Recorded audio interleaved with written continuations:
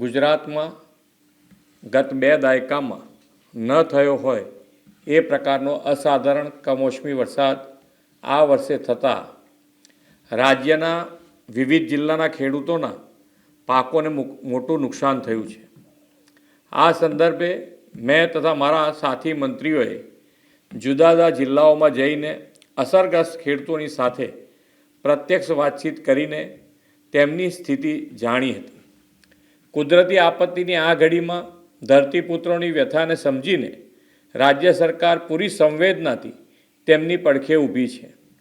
રાજ્યભરના ખેડૂતોના પાકને થયેલા વ્યાપક નુકસાન સામે તેમની લાગણીઓને ધ્યાને રાખીને રાજ્ય સરકાર દ્વારા ધરતીપુત્રો માટે આશરે 10,000 કરોડના રાહત સહાય પેકેજની જાહેરાત કરું છું।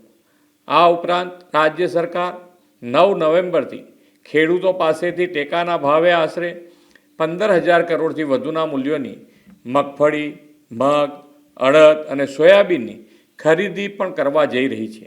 અન્નદાતાઓની આર્થિક સુખાકારીની ચિંતા પોતાના માથે લઈને રાજ્ય સરકાર તેમની સહાયતા માટે હંમેશા પ્રતિબદ્ધ હતી, છે અને રહેશે તેવો વિશ્વાસ આપું છું।